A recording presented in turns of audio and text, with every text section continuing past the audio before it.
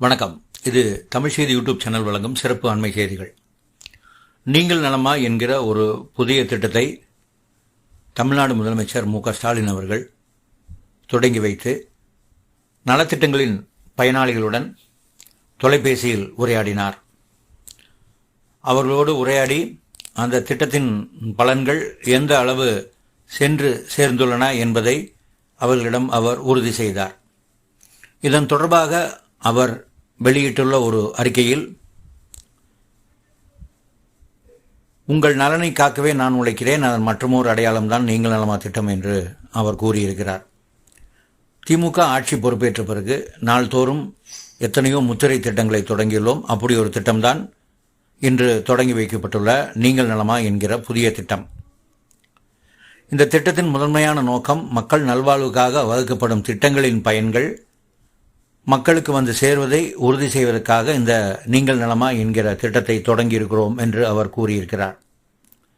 இதற்கு முன்பு தொடங்கி வைத்து மக்களின் வாழ்வை மேம்படுத்திக் கொண்டிருக்கும் திட்டங்களை பட்டியலிட வேண்டும் என்றால் மகளிர் விடியல் பயணம், புதுமை பெண், முதலமைச்சரின் காலை உணவு திட்டம், கலைஞர் மகளிர் உரிமை திட்டம், இல்லம் தேடி கல்வி, மக்களை தேடி மருத்துவம், ஒலிம்பிக் தேடல், நான் முதல்வன், உங்கள் தொகுதியில் முதலமைச்சர், முதலமைச்சரின் முகவரி, கள ஆய்வில் முதலமைச்சர் என பல திட்டங்களை தொடங்கி வைத்துள்ளதாக முதலமைச்சர் அவர்கள் தனது அறிக்கையில் கூறியிருக்கிறார்.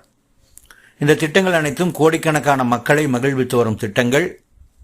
இவை அனைத்தையும் தொகுத்து பார்த்தால் அது ஒவ்வொரு குடும்பத்தையும் ஒவ்வொரு தனி மனிதரையும் மேம்படுத்தும் திட்டங்கள் என்றும் அவர் கூறியிருக்கிறார்.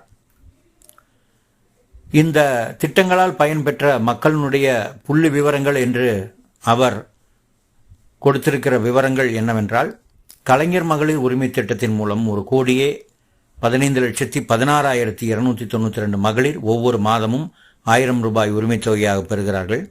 விடியல் பயணம் திட்டம் மூலம் தினந்தோறும் 50 லட்சம் பெண்கள் இந்த திட்டத்தின் மூலம் பேருந்துகளில் பயணித்து மாதம் ஏறக்குறைய 890 ரூபாய் வரை சேமித்து பயனடைகிறார்கள். மக்களை தேடி மருத்துவம் திட்டத்தால் 1 கோடி பேர் பயனடைந்துள்ளனர்.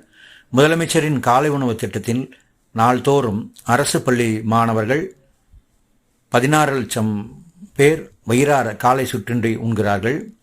மூவாளூர் ராமாமிர்தம் அம்மையாரின் பெயரிலான புதுமை பெண் திட்டத்தின் பயனாக அரசு பள்ளி மாணவிகள் 4,81,075 மாணவிகள் மாதந்தோறும் 1000 ரூபாய் பெற்று பட்டதாரிகளாக உருவாகப் போகிறார்கள். நான் முதல்வன் திட்டத்தில் 2 ஆண்டுகளில் 28 லட்சம் இளைஞர்கள் தங்கள் திறனை மேம்படுத்தி பயனடைந்திருக்கிறார்கள். இல்லம் தேடி கல்வி திட்டத்தில் 24,86,000 பள்ளி குழந்தைகள் பயனடைந்திருக்கிறார்கள். மேலும் அவர் கூறியிருப்பது என்னவென்றால், அரசனுடைய அன்றாட சேவைகளின் காரணமாக என்னென்ன பயன்கள் பொதுமக்கள் பெற்றிருக்கிறார்கள் என்பதையும் அவர் தெரிவித்திருக்கிறார். அதன்படி 62,40,000 குடும்பங்கள் புதிய குடிநீர் இணைப்பை பெற்றுள்ளன. 2 லட்சம் உழவர்கள் புதிதாக இலவச மின் இணைப்பு பெற்றிருக்கிறார்கள்.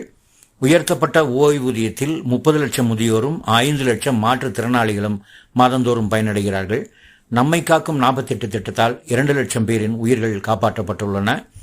முதல்வரின் முகவரி திட்டத்தினால் 19,69,000 பேர் பயனடையும் வகையில் மனுக்களுக்கு தீர்வு காணப்பட்டுள்ளது. மக்களுடன் முதல்வர் திட்டத்தின் மூலமாக 3,40,000 மனுக்களுக்கு தீர்வு காணப்பட்டுள்ளது. இப்படி தமிழ்நாட்டில் வாழும் ஒவ்வொரு குடும்பமும் பயனடையும் வகையில் பல்வேறு திட்டங்களை நிறைவேற்றி வெற்றி கண்டுள்ளது திமுக அரசு